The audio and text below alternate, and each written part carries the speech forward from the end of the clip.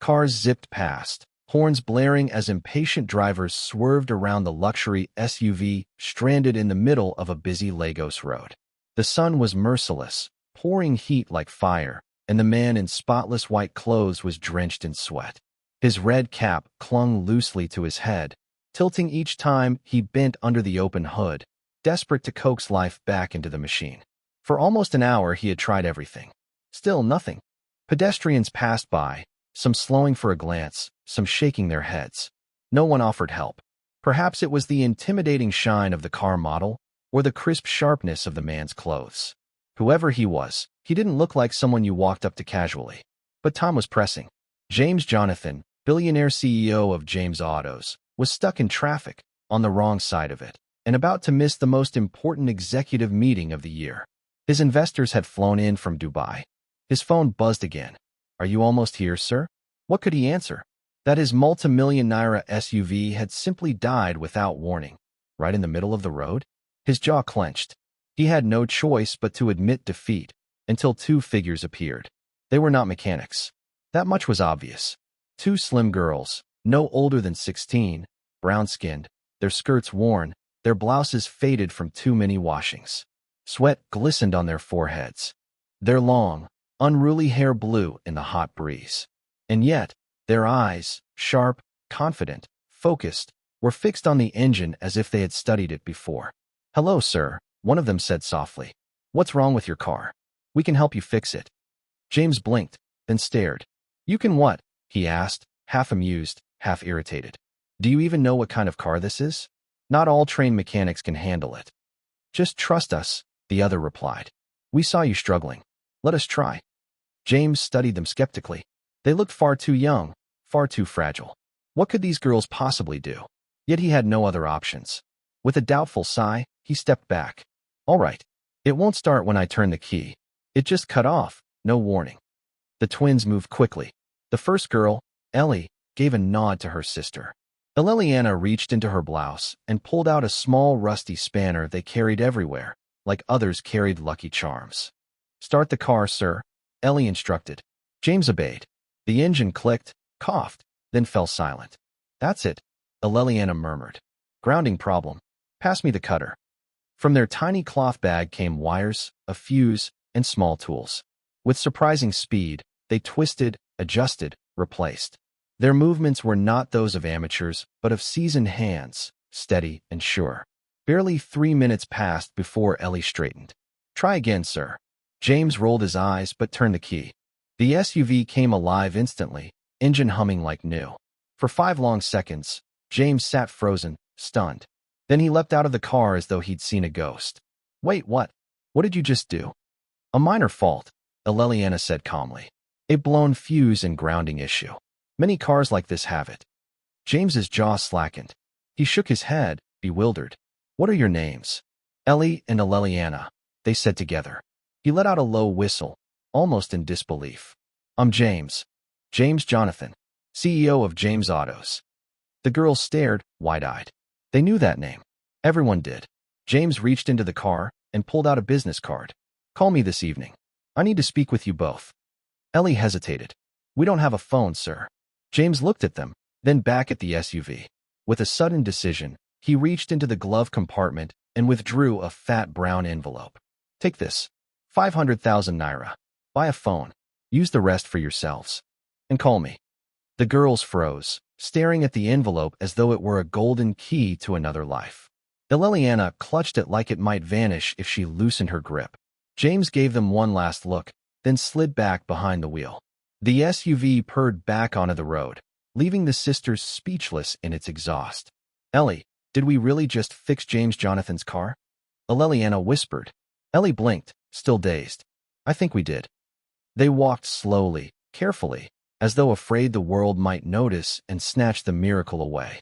At a roadside shop, they bought their first phone, a simple Android with SIM and data. Beneath a mango tree, they sat cross-legged, poking curiously at the screen. Neither had ever owned a phone before. "Should we call him now?" Liliana asked. Ellie checked the time. He said evening. "We wait." And so they waited. For the first time in days, they ate real food, jollof rice, peppered chicken, cold drinks. Ellie blinked back tears. "I wish Daddy could see this," she whispered. "I miss him every day," Aleliana replied. Their father, Mr. Abina, had been a respected mechanic in Ashi. His workshop was always full of cars, tools, and laughter. After school, the twins would sit with him, small hands gripping spanners, learning to listen to the heartbeat of an engine. "Don't fix with your hands alone," he used to say. "Fix with your heart." Then came that rainy night. Their parents never returned. A trailer lost control, crushing their car. No survivors. The girls had knocked on every door. Uncles, aunts, cousins. None took them in. No space. "We can't take girls." Some never even answered. Left alone in their father's one-room house, they survived however they could. Fixing cars for scraps, for coins, for food. Most laughed at them. Some drove them away, but a few gave them a chance. That was enough. And now, for the first time in 2 years, hope didn't feel like fantasy. At 6 o'clock, Ellie dialed the number. It rang once, twice. "Hello. Hello, sir. This is Ellie and Aleliana, the twins from this morning." James chuckled warmly. "Ah, my roadside angels. I've been waiting for your call. Can you come to my office tomorrow? 9 a.m. sharp." "We will be there, sir. Thank you." The line clicked. The girls stared at each other, eyes wide. "Office?" Aleliana breathed. "James Auto's headquarters?" Ellie nodded. "We're going to see the CEO himself." That night, neither slept. Not out of fear, but because, for the first time in years, they had hope worth staying awake for. From that day forward, everything changed. Ellie and Aleliana moved permanently into James's home, no longer guests in a borrowed house, but daughters with a place of their own. The mansion in Lekki felt surreal at first. Soft beds, warm meals, even toothbrushes waiting for them in the bathroom. For years they had gone without. Now abundance surrounded them. But the twins didn't waste time marveling. They threw themselves into school with intensity that startled even their teachers. Every test, every project, every assignment carried the weight of survival. They weren't just studying for grades. They were proving themselves worthy of the chance their father had dreamed for them and that James had delivered. By the time they entered the University of Lagos as engineering undergraduates, their reputation preceded them. "Those are the Jonathan twins," people whispered, though blood had nothing to do with it. Their classmates soon realized they were not just figureheads of some charity case. They could outthink, outwork, and outbuild almost anyone. Ellie specialized in diagnostics. She had an uncanny ability to listen to an engine and sense what was wrong without touching a tool. Aleliana excelled in design, sketching modifications, and wiring diagrams faster than most could copy notes. Together, they were unstoppable. James attended their presentations whenever he could. He was the proud parent at the back of lecture halls, watching as professors praised their projects. When one lecturer remarked that their solar-powered scooter prototype looked like it belonged at MIT, James nearly stood up to clap. But university life wasn't without shadows. Rumors lingered of Uncle Alma's schemes. Though security around the girls remained tight, James knew men like him never truly disappeared. Still, he kept the threat hidden, determined that Ellie and Aleliana should focus on their studies, not old ghosts. By their final year, the sisters were leading a small team of classmates in a project that would make headlines, a solar-powered car engine designed and assembled entirely in Nigeria. The prototype was rough but revolutionary. At the unveiling, when the engine roared to life under the Lagos sun, the crowd erupted. Journalists swarmed, snapping photos, declaring it a breakthrough for African engineering. In the front row, James sat silently, tears in his eyes. To the world, it was innovation. To him, it was proof that two girls once abandoned on the roadside had fulfilled a destiny even their father could only imagine.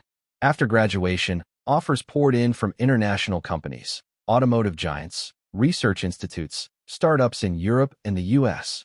The twins declined them all. Instead, they returned to James Autos, not as mechanics or interns, but as engineers ready to expand the empire. With James's blessing, the company rebranded its research division, James and Daughters Innovations. It was more than a title, it was a statement.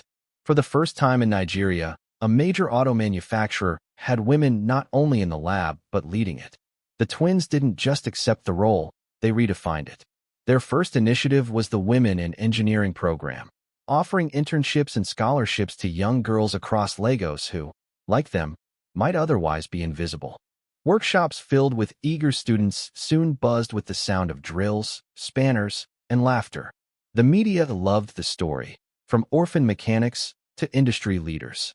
But for Ellie and Aleliana, the work was personal. Each girl they trained reminded them of the versions of themselves that once went hungry under a mango tree. Years later, at a press conference unveiling the prototype of their solar-powered engine, Ellie stood before the cameras and said simply, "We weren't homeless. We were just waiting to find our home." The hall erupted in applause, and James, seated in the front row, whispered to himself with quiet pride, "They finally did it." The crowd outside the super-safe supermarket froze as if someone had pressed pause. A Bentley Sleek had just rolled to a stop on the dusty roadside, and from it stepped a tall, striking woman dressed in a cream-colored jumpsuit. Her heels clicked with an authority that demanded attention. Every head turned. It wasn't just any woman.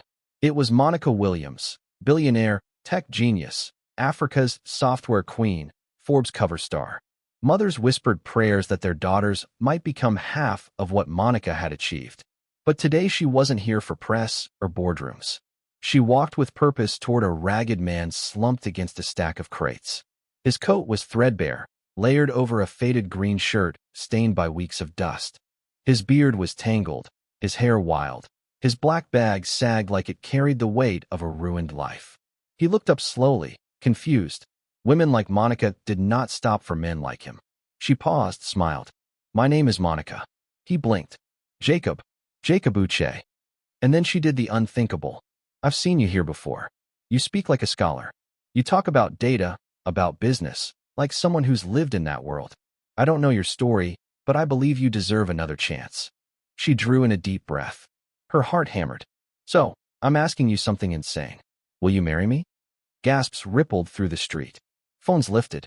Jacob's mouth fell open. He shook his head, smiled sadly. "If you mean that, go inside, buy a ring, and kneel down in front of me. Ask me like you mean it." Was he crazy? Who rejects a billionaire? But Monica didn't flinch. She walked into the supermarket and returned 5 minutes later with a diamond ring worth more than most houses. Then, in front of dozens of stunned strangers, she bent on one knee. "Jacob Uche," her voice trembling, "will you marry me?" He froze. People filmed. Some cried, others laughed. Cars slowed. Horns blared. Jacob looked down at this impossible woman who saw him through his dirt, his pain, his ruin. And slowly, he nodded. Yes. The crowd erupted. She slid the ring on his finger, stood, and whispered, "Now get in the car." Jacob hesitated, staring at his filthy trousers. "I'll stain your seat." "I don't care." Slowly, like a man rising from the grave, Jacob stood and stepped into the Bentley. He left behind the bridge, the hunger, the years of invisibility. But he had no idea. His story was only beginning. The Bentley purred into Victoria Island, Lagos sparkling like a sea of diamonds. Jacob sat rigid, clutching his ragged bag. That morning he'd been a ghost. Now he was engaged to Nigeria's most admired woman. He glanced at her. She noticed the redness of his eyes. Dust, not emotion. "We're making a quick stop," Monica said softly. She pulled up at Kingsman Barber's Spa. Marble floors, gold-rimmed mirrors, mahogany counters. The doorman faltered at the sight of Jacob. Monica stepped in first. "He's with me." That was enough. "Let them clean you up," she told Jacob. "I'll wait." For an hour he sat motionless as barbers clipped, scrubbed, shaved years of grime away. His beard fell in chunks.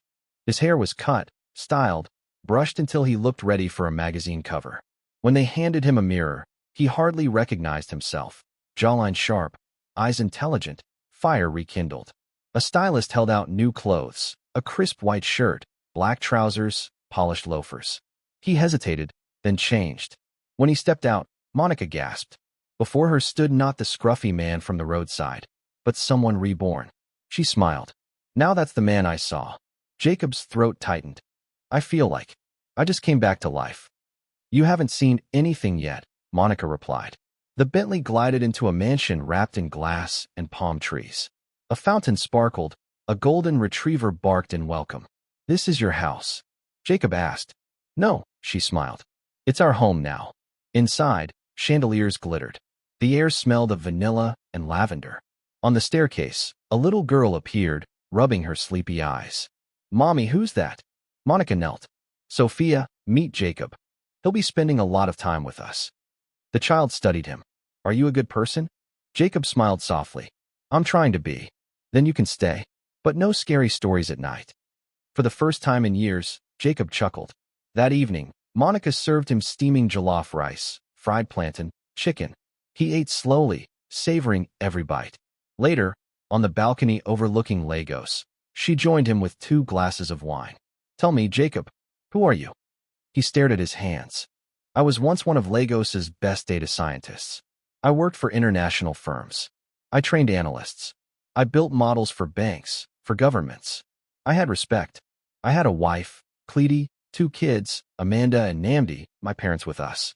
Life was perfect, until one December. They flew to Dubai ahead of me. I was to join the next day. The plane went down. No survivors." His voice cracked. "I lost everything in one day. I didn't want money, friends, even breath. I walked out of my life and never looked back. I've been under that bridge ever since." Tears filled Monica's eyes. "I know that pain. I lost my parents in a crash. And then my husband vanished when Sophia was 2. I waited, prayed, but he never came back." Jacob stared at her. "You built all this after that?" She nodded. "I had to live, for Sophia. For me." "You're a fighter." She smiled faintly. "So are you." For the first time in years, Jacob felt not just alive, but wanting to live. The next morning, he awoke to birdsong instead of traffic. Sunlight filtered through silk curtains. For a moment, he thought it was still a dream. He touched his trimmed beard, his clean hair. It was real.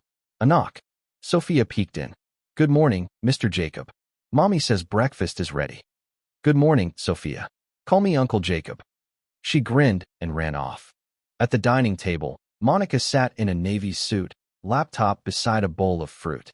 "Good morning." He sat opposite, marveling at eggs, bread, fresh juice. "Eat up," she said. "You'll need your strength." "For what?" "You're starting work today." Jacob coughed. "Work? I didn't propose out of pity. MTech needs you. You were one of the best.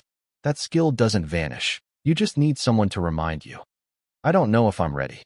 "I do," she said simply. And something stirred in him, something called hope. That afternoon, Monica led him into MTech headquarters, a glass tower buzzing with purpose. Staff greeted her with respect, glancing curiously at the man by her side. "Driver," some whispered. "Security?" Others wondered, but no one dared ask. On the executive floor, Monica opened the door to a sunlit office with 3 monitors, whiteboards covered in charts, and a note. "Welcome, Mr. Uche, Head of Data Intelligence." Jacob froze. "This is for me." She nodded. "From today." He stepped in slowly. A part of his soul, long locked away, stirred awake. At first, it was hard. Tools had changed, algorithms evolved. But instinct doesn't rust. Within a week, he was uncovering trends, saving millions in optimization. "You just saved us 250 million naira, Monica told him one afternoon, dropping a file on his desk. "I was only doing my job. That's what makes you great." He blinked, overwhelmed. "I don't even know how to thank you." "Don't. Just keep being brilliant." Their eyes lingered longer than they should have. Months passed. Jacob thrived. He gave talks, mentored analysts, rediscovered himself. His hollow eyes now carried fire. Monica too changed. She laughed more, smiled deeper, worked less late nights. Together with Sophia, they spent evenings on the balcony, sharing dreams. One rainy night, Monica asked softly, "Why did you say yes that day?" Jacob chuckled. "Honestly, I thought you were mad. But there was something in your eyes. Maybe grace, maybe courage, maybe just hope. I needed it. But I didn't believe you, not really. That's why I made you kneel. I never thought you would." "And now?" she asked. He took her hand gently. "Now I know you were an angel in disguise." Silence filled the room, not empty, but full. A few days later, on the rooftop balcony, Jacob knelt with a platinum ring. "You gave me life again. Now I want to do it right. Monica Williams, will you marry me?" Tears blurred her eyes. "Yes. 1,000 times yes." Sophia clapped, squealing with joy. Staff applauded. 2 months later, Lagos witnessed the wedding of the decade. Dignitaries, celebrities, global tech giants, all came. The media called it a love story written by Grace. But for Monica and Jacob, it was simply the beginning. 3 years passed.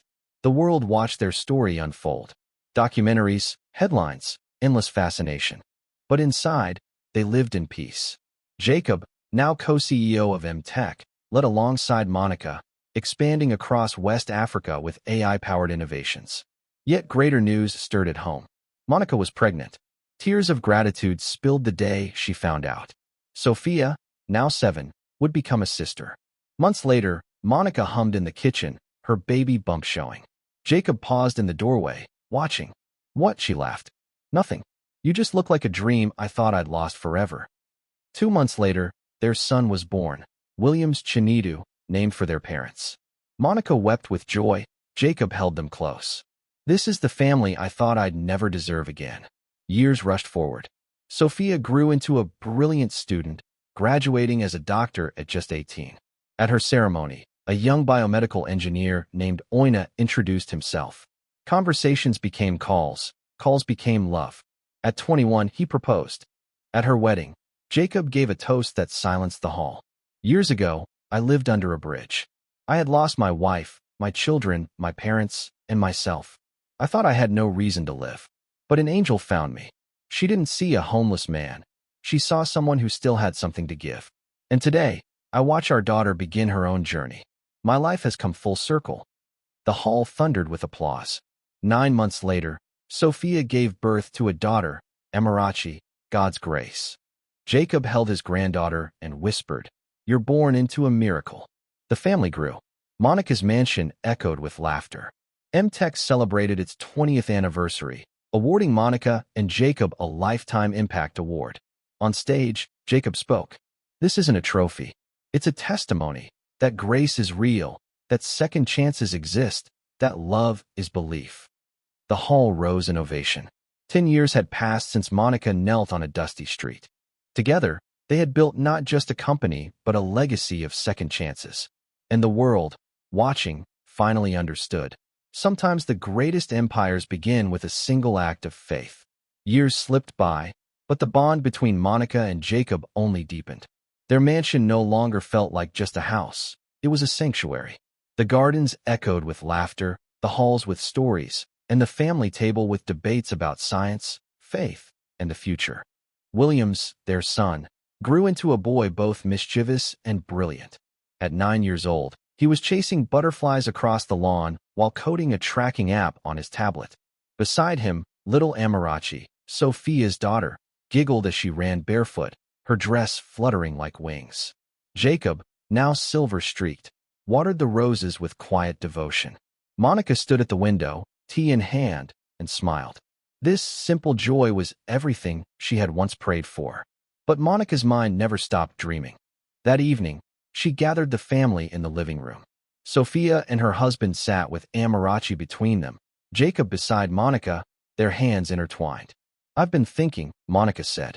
"M-Tech has transformed industries. But now it's time to reach those forgotten people like Jacob once was. I want to start the Uche Foundation, a place that gives second chances, teaches skills, and proves no one is too far gone." The room went silent. Jacob blinked, overwhelmed. "You name it after me?" "After us," she corrected. "After what you represent." Tears welled in his eyes. "You never stop surprising me." 3 months later, the foundation opened its doors. It was more than buildings, dormitories, labs, classrooms. It was transformation. Men once begging in the streets now stood before laptops and suits. Widows taught web design. Former street hawkers pitched inventions to investors. On every wall was the slogan, "Your story isn't over yet." At the ribbon cutting, Monica addressed the crowd. "This is not charity, it's justice.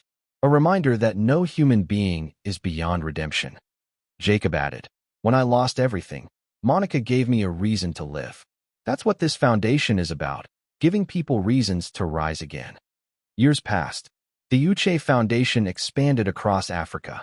Monica and Jacob became global voices, invited to conferences and universities, their story taught as proof that grace can rebuild lives. Sophia launched a health tech startup, Williams built a coding app for rural children, and Amarachi grew into a writer, publishing children's books about hope and second chances. One quiet morning, Monica and Jacob sat on a garden bench, watching Foundation children play. Their hair was gray now, their hands older, but still clasped tightly. "I used to think God had forgotten me," Jacob murmured. "But maybe he was just preparing me." "Everything led here," Monica whispered. They watched as little Amarachi ran over, holding a drawing, a woman kneeling before a man. Above it, in big letters, it read, "Love begins where pride ends." Jacob chuckled softly. "She gets it." Monica kissed her granddaughter's forehead. "She comes from it." As the sun dipped low, their story felt complete. From ruin to rebirth, from dust to destiny. All of it began with one impossible moment, when a billionaire knelt in the dirt and asked a forgotten man to believe again.